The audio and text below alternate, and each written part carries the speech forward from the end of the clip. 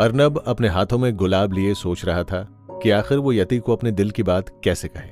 कुछ भी हो, लेकिन मुझे ये करना ही होगा। यति बार बार मेरे साथ डिनर के लिए नहीं आने वाली है। यही मौका, यही दस्तूर है। अर्नब ये जानता था कि यति अपने अतीत की यादों की वजह से अक्सर उदास रहती है और शायद इसीलिए वो अपनी बात कहने में थोड़ा तनाव महसूस कर रहा था।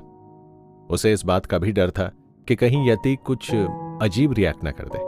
अर्नब उलझन में था, जबकि इधर यति का भी हाल कुछ ऐसा ही था। वो अर्नब के साथ होकर भी मानो वहां नहीं थी। उसे लगा था कि अर्नब के साथ डिनर पर आने से शायद वो थोड़ा अच्छा महसूस कर पाए, शायद वो कुछ देर के लिए अपने अधूरे अतीत की यादों से दूर हो जाए, लेकिन ऐसा हुआ नहीं था। अर्नब ने भी यति के उदास चेहरे को गौर से देखा। अरे क्या हुआ? तुम्हें डिनर पसंद नहीं आया क्या? नहीं नहीं, ठीक ही है। सुनो, मुझे तुमसे कुछ जरूरी बात करनी है। तुम जानती हो ना, तुम मेरे लिए कितनी खास हो। यति को समझ नहीं आ रहा था कि आखिर अर्नब उससे क्या कहना चाहता है। तभी अर्नब अपनी कुर्सी से उठ खड़ा हुआ और हाथ में गुलाब लिए घुटनों के बल बैठ गया। मैं तुमसे ये कहना चाह रहा था कि विल यू बी माइन? मैं तुम्हें दिल से चाहने लगा हूं। ये सुन और अर्नब के हाथ में गुलाब देख यति के दिल की धड़कनें तेज हो गईं। वो जानती थी कि ये पल उसके लिए एक नई शुरुआत हो सकता था, लेकिन उसका मन अब भी उलझा हुआ था। उसने कभी नहीं सोचा था कि अर्नब दोस्ती के इस रिश्ते को प्यार में बदलने की कोशिश करेगा। उसके चेहरे पर एक उलझन भरी मुस्कान थी, लेकिन अंदर से वो बहुत बेचैन महसूस कर रही थी। अर्नब, ये क्या? मुझे समझ में नहीं आ रहा। मैं अभी फ्रेश होकर आती हूँ। इतना कहकर यति घबराती हुई कुर्सी से उठी और तुरंत ही वॉशरूम की तरफ चली गई।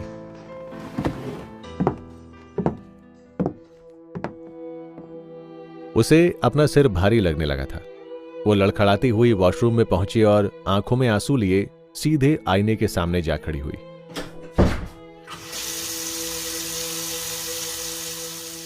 वो खुद को आईने में देखती जा रही थी। उसका चेहरा, जो अब तक खुशियों का मुखौटा पहने हुए था, आज कुछ और ही कह रहा था। उसे अपने अतीत की कोई बात याद नहीं थी, लेकिन फिर भी उसके दिल के किसी कोने में उसे एक दर्द महसूस हो रहा था। वो समझ नहीं पा रही थी कि आखिर ये दर्द किस बात का है। हे भगवान, ये सिर दर्द, लगता है आज मैं मर ही जाऊंगी। अर्नब, तुमने ये क्यों किया? अब मैं क्या करूं? भगवान, क्या करूं? मैं किस रास्ते पर चल रही हूँ? मुझे कुछ याद क्यों नहीं आता? अर्नब को मैं क्या जवाब दूं? यति का मन भर आया था। उसने कभी नहीं सोचा था कि शहर की जिंदगी में वो एक ऐसे मोड़ पर आ जाएगी जहां वो खुद को ही खो बैठेगी। उसने अपने आंसू पोंछे, लेकिन उसके दिल का बोझ हल्का नहीं हुआ। ये सब उसके लिए एक ऐसी लड़ाई थी जिसे उसे अपने आप से ही लड़ना था। इधर यति को अब तक बाहर ना आता देख अर्नब भी वॉशरूम के दरवाजे तक आ पहुंचा, और जब उसने अंदर से आती यति की सिसकियों की आवाज सुनी तो वो भी थोड़ा परेशान हो गया। उसने तुरंत ही दरवाजे पर दस्तक देना शुरू किया। यति, तुम ठीक तो हो? मैं तुमसे माफी मांगना चाहता हूं। अरे यार, मैं तुम्हें रुलाना नहीं चाहता था यार। बस मुझे माफ कर दो प्लीज। मैंने सोचा नहीं था कि तुम इस तरह। प्लीज माफ कर दो। अर्नब की बात सुनकर यति ने पहले अपना चेहरा साफ किया और फिर धीरे से वॉशरूम से बाहर आई। अर्नब ने उसकी आंसुओं से भरी आंखों को देखा और शर्म से अपनी नजरें नीची कर लीं। यति भी उदास नजरों से अर्नब को देखे जा रही थी। तुम्हें माफी मांगने की जरूरत नहीं है। मैं जानती हूँ तुम मुझे सपने में भी रुलाना नहीं चाहते। तुम अच्छे इंसान हो अर्नब, लेकिन मैं अभी इन सब के लिए तैयार नहीं हूँ। तुम्हारे साथ दोस्ती रखना मेरे लिए बहुत जरूरी है, लेकिन मैं इससे आगे नहीं बढ़ सकती। अर्नब ने प्यार से यति को देखा। इतना सब कुछ होने के बाद भी तुमने मुझसे दोस्ती नहीं तोड़ी, वही मेरे लिए बहुत है। और मैं तुमसे वादा करता हूं कि आगे से ऐसा कुछ नहीं होगा। यति ने अर्नब के शब्दों में एक सच्चाई और ईमानदारी साफ महसूस की। उसने अर्नब को हल्की सी मुस्कान दी और उसका हाथ थाम लिया, जैसे कह रही हो, हम दोस्त ही ठीक है। यति अर्नब की दोस्ती पर यकीन करते हुए फिर से डिनर टेबल पर आ गई, लेकिन वो इस बात से अनजान थी कि भोले और अपनेपन का दिखावा करने वाले अर्नब के दिमाग में कुछ और ही चल रहा था। तुम मुझे भले दोस्त ही मानो यति, लेकिन शायद तुम्हें नहीं पता कि एक लड़का और एक लड़की कभी दोस्त नहीं हो सकते। देखना, वो वक्त जल्द ही आएगा जब तुम्हें मेरे ही सीने से लगना होगा। अर्नब यति को पाने के लिए किसी और मौके की तलाश में था। वहीं दूसरी तरफ भैरव यति को ढूंढने के लिए गांव से निकल चुका था। मैं जानता हूं कि कार्तिक और पूजा की समस्या भी खत्म नहीं हुई है, लेकिन अब मैं गुड़िया को वापस लाए बिना इन समस्याओं का समाधान नहीं होने वाला। एक बार वो वापस गांव आ जाए बस, तो इस किरण देवी की सारी चालें खुद ब खुद ध्वस्त हो जाएंगी।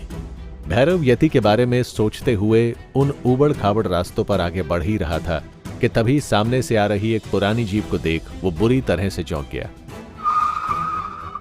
सामने से आने वाली गाड़ी में कोई और नहीं बल्कि किरण देवी और पूजा थी, जिन्हें देख भैरव अपना आपा खोने लगा। भैरव ने अपनी जीप को बीच रास्ते में ही रोक दिया, जिससे किरण देवी का गांव के अंदर जाने का रास्ता पूरी तरह से बंद हो गया।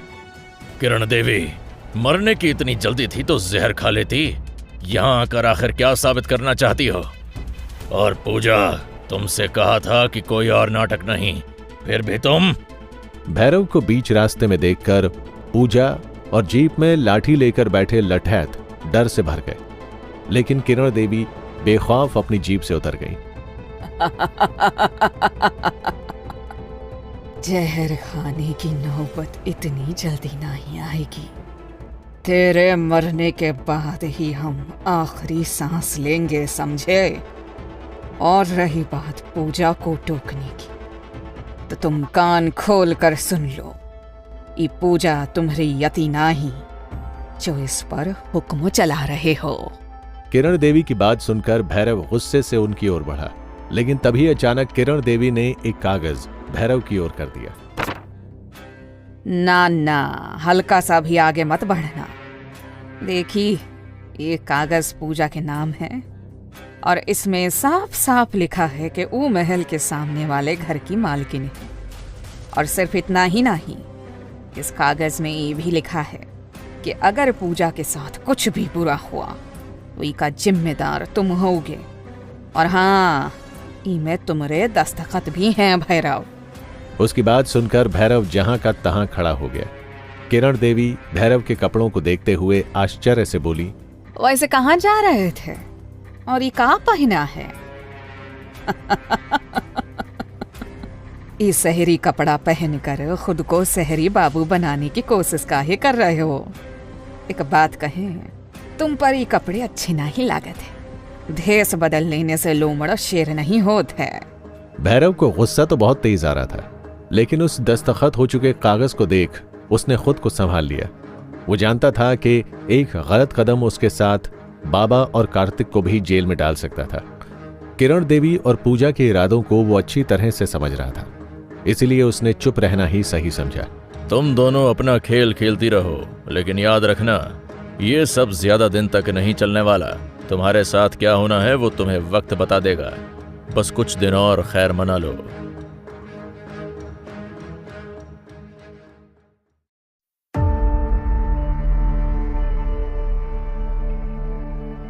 भैरव चेतावनी देकर चुपचाप अपनी जीप में बैठकर वहां से निकल गया था।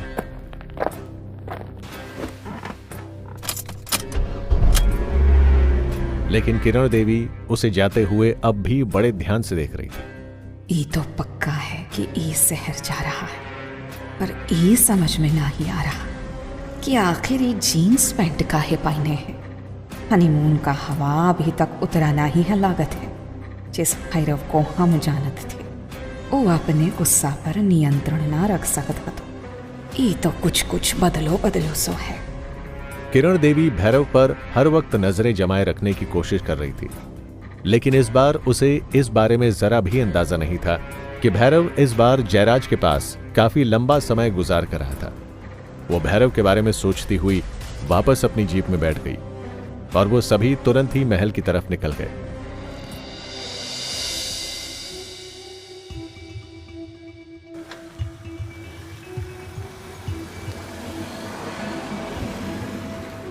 किरण देवी ने जानबूझकर पूजा को महल के सामने वाले घर को लेने का आदेश दिया ताकि वो न सिर्फ ठाकुर खानदान में होने वाली हर घटना पर नजर रख सके, बल्कि बाबा साहेब के सामने रहकर हर पल उन्हें अपमान का घूंट पीने के लिए मजबूर कर सके। तेरे सीने पर चढ़कर मूंग दलेंगे हम नारायण। अब देखते हैं कैसे सांप लौटते हैं तेरे सीने पे। किरण देवी महल को देखते हुए पूजा के घर में घुसी। इस घर से महल पूरी तरह से साफ दिखाई दे रहा था। किरण देवी को महल के आंगन में कुर्सी पर बैठे बाबा साहेब नजर आ रहे थे। जितनी चैन की सांस लेनी है ले लो नारायण, जल्द ही तोहरी ई सांस भी छीनने वाले हैं हम। ओ भैरव ने जिस तरह हमारे खानदान को मिट्टी में मिलाया है ना, उससे भी बदतर हशर करने वाले हैं हम। पूजा के घर से किरण देवी महल के हर हिस्से को गौर से देख रही थी।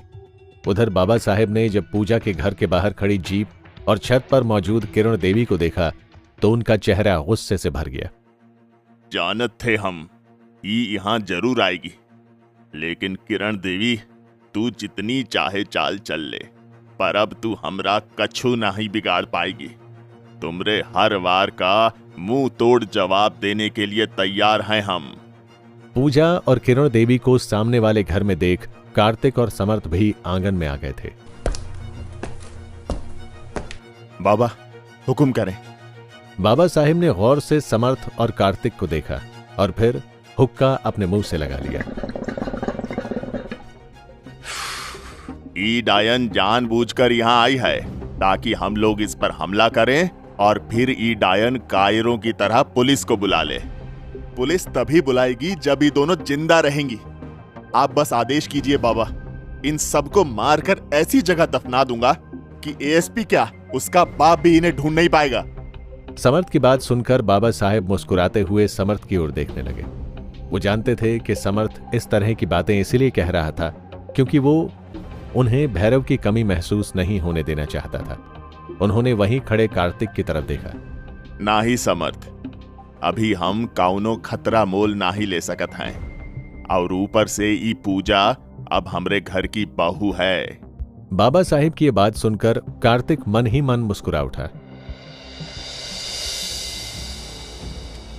इधर किरण देवी बाबा साहेब, कार्तिक और समर्थ को देखते हुए पूरे ठाकुर खानदान को खत्म करने के सपने संजो रही थी कि तभी वहां पूजा आ गई। बड़ी मालकिन, मुझे पता चला है कि भैरव यति को ढूंढने के लिए शहर गया है। आप जानती हैं ना बड़ी मालकिन, अगर वो वापस आ गया और वो भी यति के साथ, तो वो हम सबको मिट्टी में मिला देगा, मिट्टी में। तो चिंता ना कर, वो भैरव शहर से खाली हाथ लौटेगा। उस शहर में चाहे जितना हाथ पैर मार ले, हमरे होते हुए वो अपने मकसद में कामयाब ना हो पाएगा। तुम बस अपने काम पर ध्यान दो। इतना कहकर किरण देवी ने फिर से दूर बैठे बाबा साहेब और उनके बेटों को देखा। उसके चेहरे पर इस तरह की एक शातिर मुस्कान थी जैसे उसने सब कुछ अपने काबू में कर लिया। लेकिन पूजा अभी भी वहीं खड़ी थी। हालांकि वो इस बात को जानती थी कि फिलहाल सब कुछ किरण देवी के नियंत्रण में था। उसे भैरव की ताकत का भी एहसास था।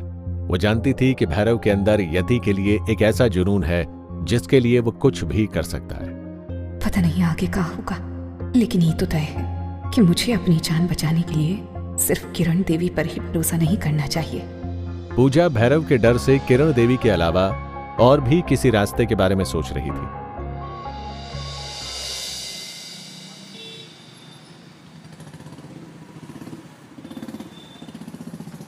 वहीं दूसरी तरफ भैरव यति की खोज में शहर आ चुका था। भैरव अपने हाथों में बाबा साहेब के दिए हुए उस कागज को पकड़े हुए था जिसमें यति के घर का पता लिखा हुआ था।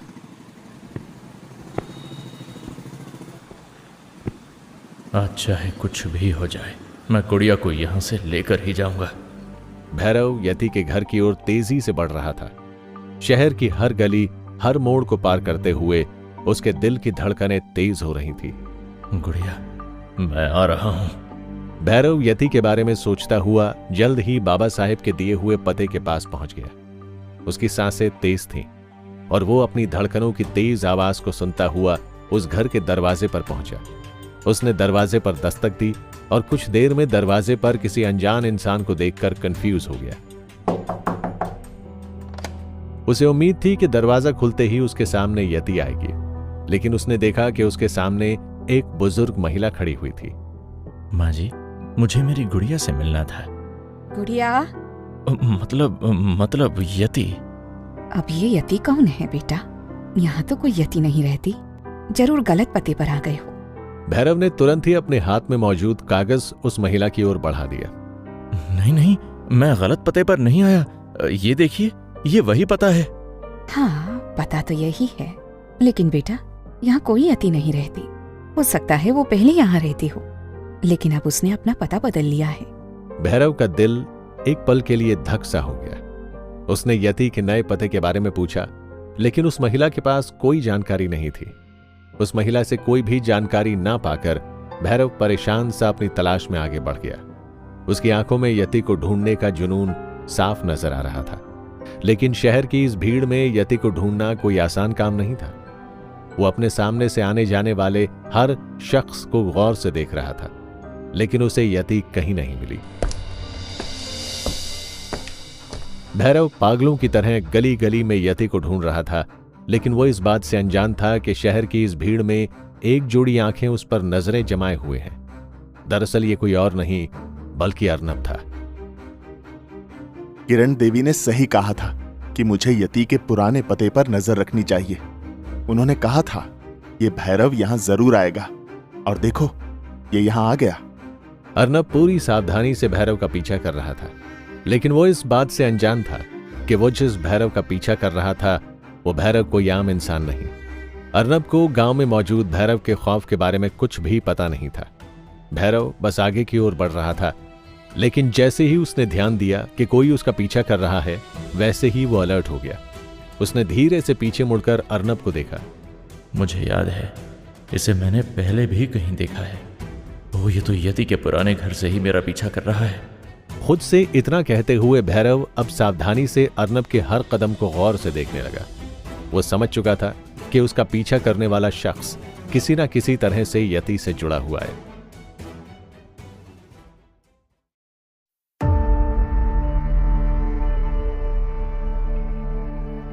भैरव ने अर्नब को अपना पीछा करते हुए देख लिया था, और अब वो सावधानी से अर्नब की हर हरकत पर नजर रखे हुए धीरे धीरे आगे की ओर बढ़ रहा था। उधर भैरव के बदले हुए अंदाज को देख अर्नब भी थोड़ा अलर्ट हो गया था।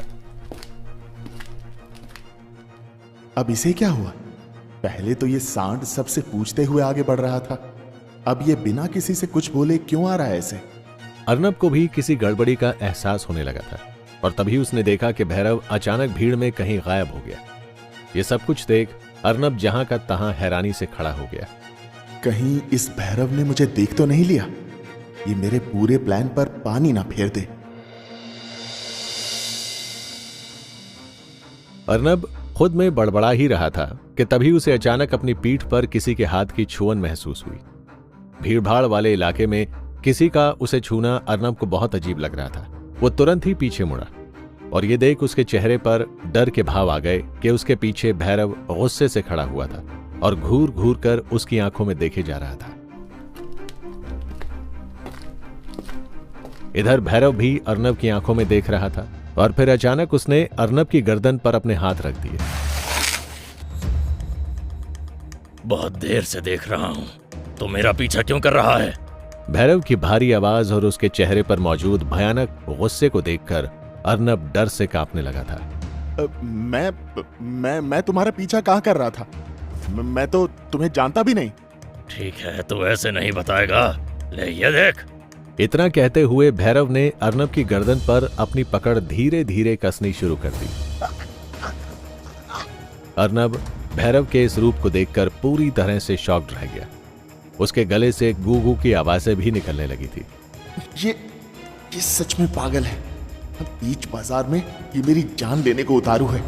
मुझे कुछ करना होगा। खुद से इतना सोचते हुए अर्नब ने अपने हाथ पैर चलाने शुरू कर दिए, लेकिन भैरव की पकड़ से छूटना आसान नहीं था। मेरी कैद से तो यमराज भी नहीं छूट सकता।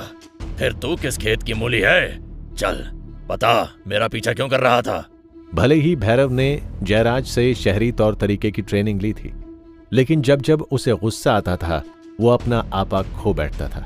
वो गुस्से से अर्नब की गर्दन को कसते जा रहा था। अब तक अर्नब भी समझ चुका था कि वो ताकत के दम पर भैरव से नहीं जीत सकता।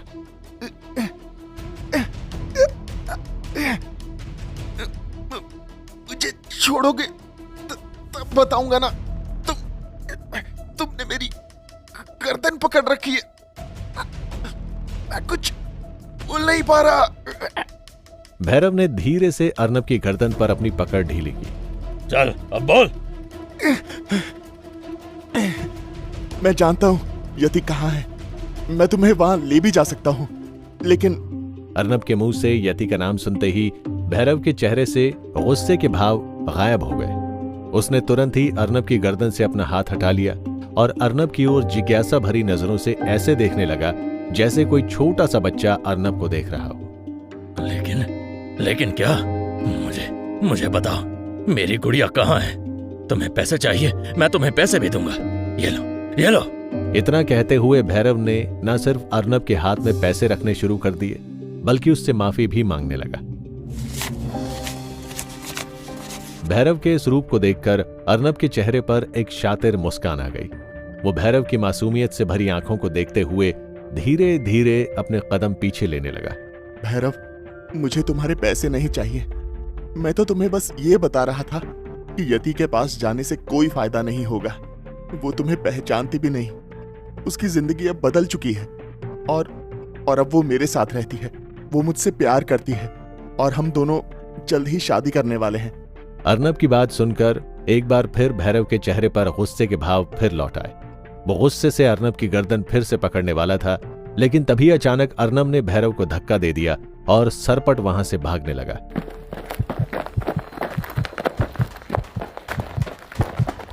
भैरव तुरंत ही उठा और अर्नब के पीछे दौड़ने लगा। मैं तुझे छोड़ूंगा नहीं। तू मेरी गुड़िया से शादी करेगा? तेरी हिम्मत कैसे हुई ये सोचने की भी? रुक, अभी तेरी औकात बताता हूँ। भैरव और अर्नब के बीच की दूरी लगातार कम हो रही थी। अर्नब भी ये जान रहा था कि अगर ये शहर की भीड़ भाड़ वाली जगह ना होती तो भैरव अब तक उसे पकड़कर फाड़ चुका होता।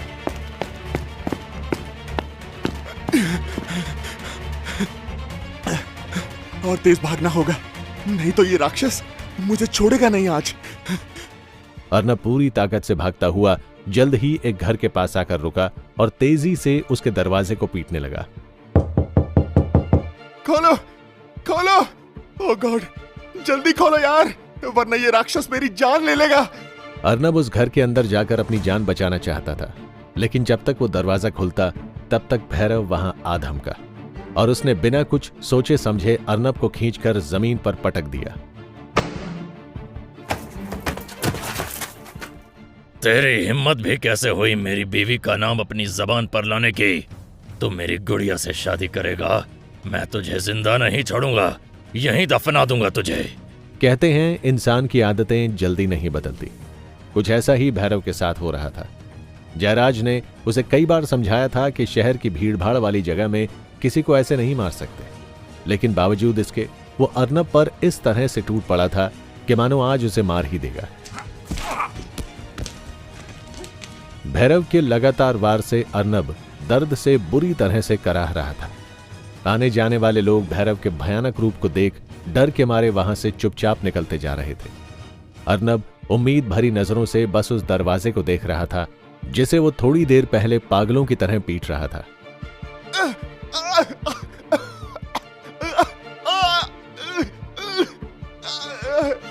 प्लीज, प्लीज, जल्दी दरवाजा खोलो।